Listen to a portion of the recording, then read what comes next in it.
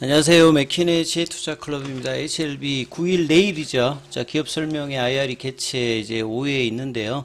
자, 53페이지 자료 업데이트 내용들 중심으로 한번 살펴봐 드리도록 하겠습니다.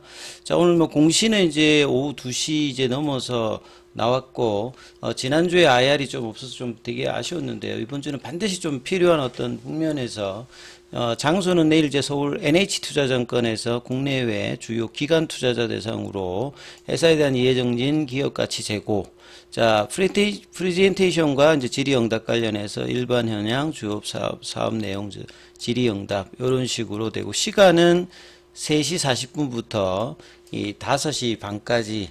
예전에는 이제 IR을 뭐 오전에 하는 경우가 많은데 지금은 오후에는 그 3시 이후에 하는 부분이 이제 대부분 형태입니다. 그래서 가이드 사이트에 이 부분들이 바로 올라와 있어서 실시간으로 같이 한번 살펴보도록 하겠습니다. 자, HLB가 이제 기업 설명회 하고 IR 할 때 이제 자료를 올릴 때 뭐 30페이지짜리가 있고 뭐 40페이지짜리가 있고 50페이지짜리가 최근에 이제 업데이트를 계속 해 나가면서 하고 있는데요. 자, 이번에는 좀 뭐 어떤 부분이 변화됐는지, 변화 없는 부분들은 간단하게 설명하면서 소개해 드리도록 하겠습니다. 자, HLB 관련해서 이 부분들은 많이 보셨을 거고요. 지금 업사이드 관련되는 부분이 이게 이제 상향제 그 리스크라고 하죠. 위쪽으로 갈 어떤 업사이드 관련되는 부분이 하방 쪽보다는 훨씬 많다, 이렇게 이제 회사가 지금 설명을 하고 있다, 이렇게 보시면 될 것 같습니다. 자, 카이로스 관련되는 부분, 그 다음에 이제 항서제약 이 차트도 여러 번 뭐 보셨을 거고요. 그 다음에 이제 HLB 주가 차트, 항서제약은 이제 2014년, 그 다음에 이제 코로나 때 이제 뭐 시가총액 100조가 넘었던 부분이고, HLB 같은 경우에는 이제, 주총이 있을, 그, 3월달 이제 말에 한참 좋았을 때 시가총액이 16조 중반까지 가서 진양곤 회장이 뭐 17조 이야기했던 부분까지 갔습니다. 예, 갔다가 지금 이제, 12조 밑단으로 때려왔다가 이제 지금 시가총액이 나름 이제 조금 이제 그 16조 대 중반보다는 4, 5조 정도 빠졌다가 오늘 일단 반등세가 제대로 된 어떤 반등세가 한 2주 만에 지금 양봉으로 좀 나왔거든요.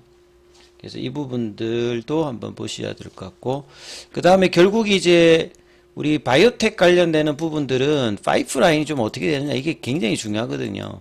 항암제만 보더라도 이제 탑 10에 들어가는 빅파마들 같은 경우에는 전체 파이프라인은 대부분 100개가 넘어가고, 항암제만 보면 이제 뭐 아스트라제네카나 뭐 브리스톨 마이어나 뭐 화이자나 뭐 로슈나 노바티스나 이런 사노피 아벤티스라든지 뭐 이런 회사들을 보면 파이프라인에서 항암제 라인들만 대부분 보면 한 수십 개 정도 됩니다. 한 뭐 많은 데는 한 30개, 20몇 개, 좀 작은 데가 10몇 개, 그리고 보통 FDA 허가 기준으로 보면 한 자리 숫자 아니면 대부분 두 자리 숫자 형태라고 보시면 되거든요. 그러니까 빅파마하고 비교를 해보면 그 정도고, 베이진사가 이제 FDA 허가가 3개고, 거기도 보면 R&D 파이프라인이 열 몇 개가 넘습니다. 그러니까 항서제약 같은 경우에도 뭐 ND 신청 후보가 한 10개 정도가 되기 때문에, 그래서 진양곤 회장이 2020년도에 이 파이프라인 확장 관련되는 부분을 원 프로덕트 리스크가 크구나라는 거 생각하면서 그 뒤에 M&A를 통해서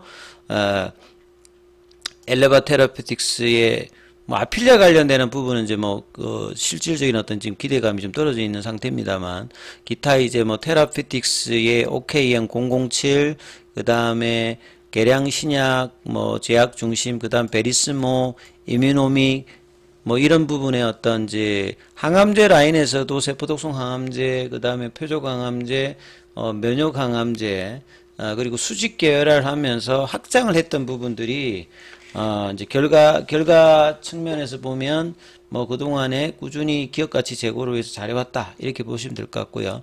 그리고 파이프라인에 이제 리보세라닙 이후에 이제 포스트 리보세라닙으로 지금 가장 부각을 받고 있는 게 최근에 이제 테라피틱스죠. 오늘도 테라피틱스가 굉장히 뭐 강한 흐름들을 제약과 더불어서 왔던 부분들이 이제 여기에 이제 표시되어 있지 않습니다만 교무세포종 관련되는 부분, 이 OK에 이제 007 관련되는 부분.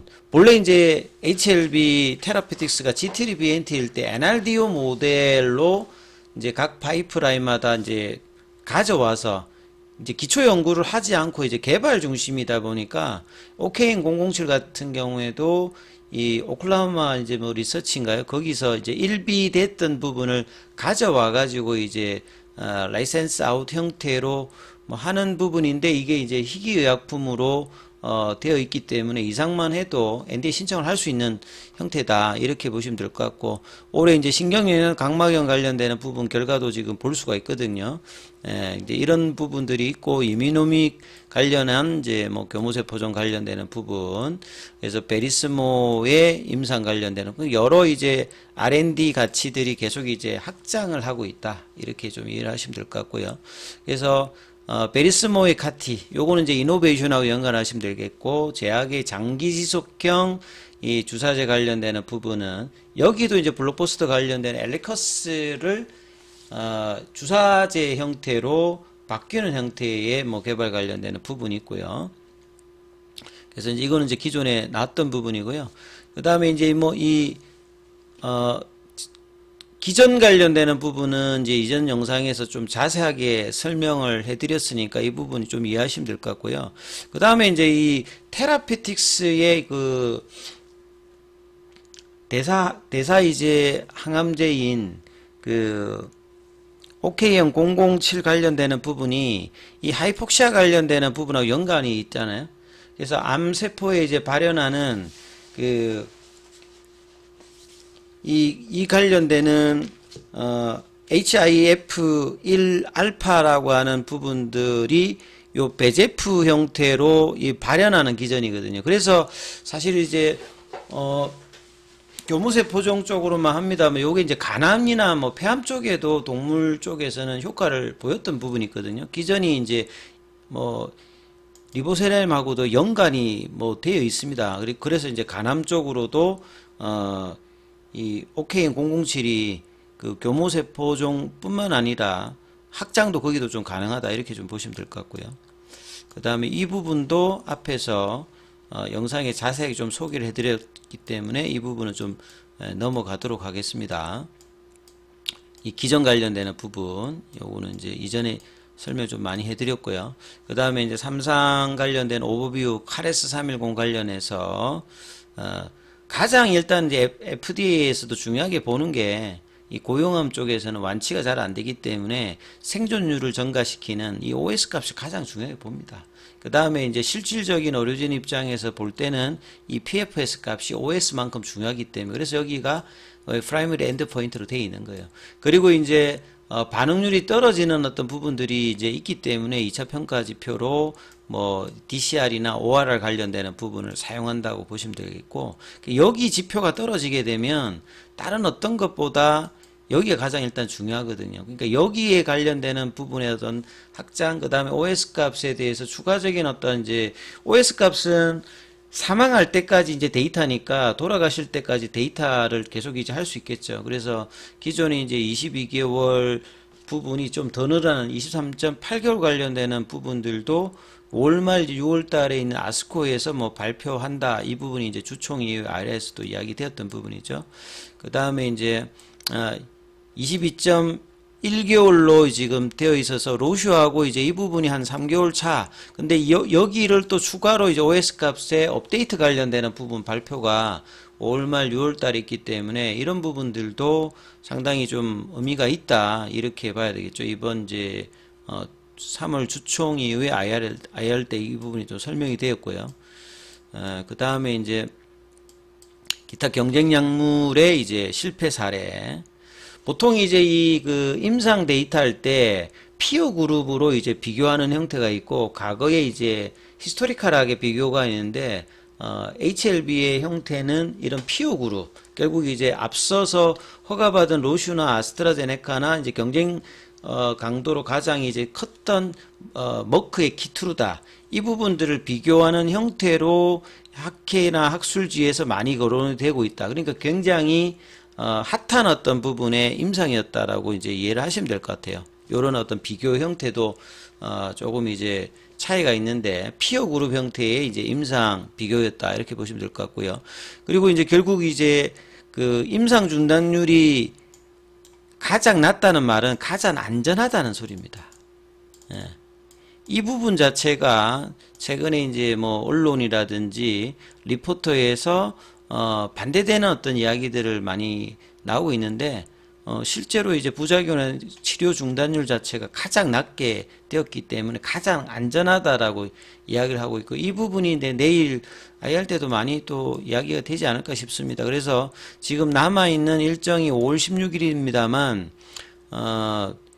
지금 이제 4월 8일이고 이번 주 다음 주가 지나면 언제든지 이제 결과가 나올 수 있는 카운트다운 이제 그 구간에 들어간다고 보여지고요. 그 다음에 이제 허가 이후에는 얼마만큼 빠르게 이제 PBM 등재라든지 NCCN 등재에 해주느냐, 뭐 9월 달에 이제 출시를 그 관련되는 부분들도 디테일하게 지금 이야기를 한 상황이기 때문에요.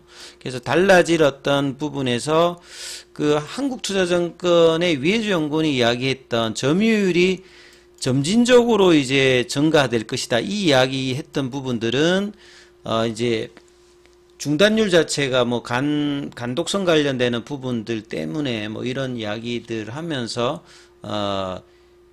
이제 부작용이 있으면 중단하기 때문에 이 투여 기간이 짧아진다고 하잖아요. 사실상 가장 이제 안전성이 있기 때문에 이 투약 기간이 자가 면역 질환이나 항암제에서는 이게 가장 중요하죠. 약가 자체도 중요합니다. 뭐 얼마만큼 오래 쓰느냐. 항암제나 자가 면역 질환 이거기 때문에 이걸 다루는 회사들이 가장 이제 매출 규모가 커지는 거거든요. 그렇기 때문에 투약 기간에 영향을 주는 부작용 관련되는 부분들에 대해서는 회사가 다시 한번 설명을 또 할 것으로 예상이 됩니다. 그래서 간암 매출 기준 관련해서도 회사가 이야기한 2027년도, 2029년도 피크 매출은 2029년도 대부분 이제 항암제 라인에서 베스트 인 클래스를 하게 되면 한 3, 4년 정도면 피크 매출하고 간암 1차 치료제에서는 최소 1조는 다 넘었습니다. 그렇기 때문에 이제 블록버스터라고 하죠. 자, 그리고 이제 매출 이익 관련되는 부분은 원가 자체가 리보세라인과 캄넬리주막 같은 경우가 약가 대비해서는 1% 정도 수준이니까 그래서 이제 이익 수준이 높은 거고요. 영업이익률도 여러 번 말씀을 드렸던 거고 베이진 관련되는 부분들은 에자이 관련되는 부분들도 요것도 기회가 되면 한번 다시 한번 설명을 좀 해드리도록 하겠습니다.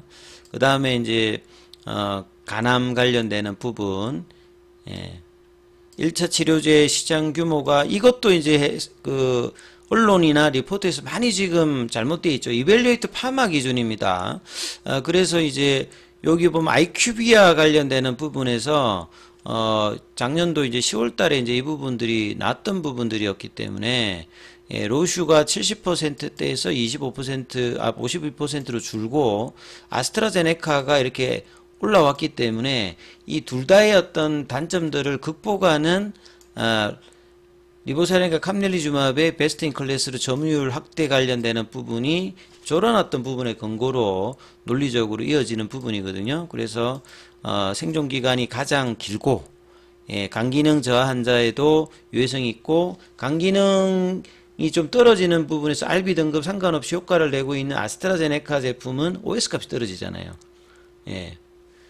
그래서 이제 이 부분들에 대해서 보편적 언met 니드가 있는 거고 출혈 관련되는 부분은 아바스틴 이야기하는 거거든요. 그러니까 로슈 제품과 아스트라제네카의 단점들을 극복하고 데이터 값은 가장 좋게 나왔잖아요. 그 다음에 발병 원인과 상관없는 치료 효과. 요거는 이제 여기도 이제 아스트라제네카 제품하고도 좀 차별성이 있는 부분이죠. 그래서 22.1개월 그 다음에 RB 등급도 여러 번 말씀을 드렸고 그 다음에 대표적으로 이제 RB 그레이드 2가 더 많기 때문에 사실 이런 부분들이 타켓을 하고 있는 미국이나 유럽 쪽을 보셔도 그렇고 글로벌하게 이제 간암 환자들은 아시아권이 더 많지 않습니까? 글로벌로 봐도 간기능 손상 정도가 떨어지는 환자들이 당연히 많습니다. 그래서 출혈 관련되는 부분에서는 FDA도 경고를 하고 있었던 부분이고요. 그러면 이제 이런 어떤 내시경 검사라든지 한다는 그 비용도 많이 들고 시간도 많이 들기 때문에 이런 부분이 환자 편의성에서도 많이 떨어지고 약점이라는 거죠. 그리고 이 간암 발병 원인 뭐 간염 관련되는 부분이라든지 비바이러스성 관련되는 부분에 상관없이 효과를 보이고 있는 부분들, 그리고 키 오피니언 리드가 그런 것 이런 것 때문에 호평을 하고 있고, 기존뿐만 아니라 마이팔 교수는 1월 달부터 이 프랙티스 체인지를 이야기를 했다는 부분들이 상당히 기대감이 높다는 게 이제 실질적인 어떤 부분이죠. 리보세라닌과 캄넬리주맙의 최고의 약물, 요 부분이 좀 바뀐 것 같습니다. 앞서 이제 변한 게 많이 없는데, 여기 보시게 되면 글로벌 논문 데이터에서 평균 치료 중단 기간 5.1개월, 복용 기간 제일 짧음, 요렇게 지금 나와 있네요. 요게 이제 로슈 제품이거든요. 그러니까 이렇게 이제 복용 기간이 짧기 때문에 그 나머지 이제 경쟁에 관련되어서 그 아스트라제네카도 이제 올라가서 점유율을 확대하는 거고, 이제 리보세라닌과 캄넬리주맙도 이제 이런 어떤 단점들이 있는 로슈 제품에 대비해서 강점을 가지고 있다는 거죠. 그래서 에스모 2023 그 초록, 작년도 10월 달에 나왔던 부분들을 보도 리보세라닌과 캄넬리주맙 최고의 약물이다. OS값, PS값, 그 다음에 위험률 관련되는 논문 발표, 시판 4개의 약물 대비해서 그 에자이의 렘바티닉 비교 분석하면서 이 나왔던 리보세라닌과 캄넬리주맙이 베스트 인 클래스로 검증되었다는 부분을 다시 한번 이번 그 IR 자료에 좀 들어가 있네요. 그 다음에 이제 적응성 확장성은 오늘 기사가 지난주하고 많이 나왔죠. 그래서 리보세라닙의 간암 쪽에서도 보조요법이라든지 네오어주반트, 그 다음에 색전술, 그 다음에 간동맥 학 이제 요법 관련되는 병용으로 국소 치료와 전신 치료의 그 부분 확장, 그 다음에 기타 암종에도 확장이 계속되고 있는 부분들이 항서제약의 여러 이제 임상을 통해서 확인이 되고 있습니다. 그래서 리보세라님 확장성은 그만큼 효과 대비해서 부작용이 없기 때문에 그렇습니다. 그리고 글로벌 시장 진출, 미국은 직판, 유럽은 이제 판권 관련되는 부분에서 마케팅 파트너, 이 부분도 이제 FDA 관련되는 결과가 나오게 되면 이제 유럽이라든지 뭐 국내 여기도 좀 더 빠르게 좀 진행될 것 같고요. 그래서 지금 엘레바 테라피틱스의 마케팅 전략 관련되는 부분들도 저번 이제 IR 자료에 추가되었던 부분이죠. 그래서 내일의 어떤 IR 자료의 핵심 같은 경우에는 최근에 이제 그 한국투자증권, 그 다음에 언론사에 나왔던 이제 부작용 관련되는 부분에서 이 논문 관련되는 부분에서 이제 추가로 나왔던 부분들이 이제 집중적으로 내일 또 설명이 좀 될 수 있을 것 같습니다. 이렇게 이 부분 좀 참조하시면서 보셔야 될 것 같고요. 중요한 어떤 이제 구간인 만큼 무료 카톡방이 진행되고 있습니다. 문자로 참여 남기시면 입장 코드 보내드리고 있으니까 참조하시면 되겠습니다.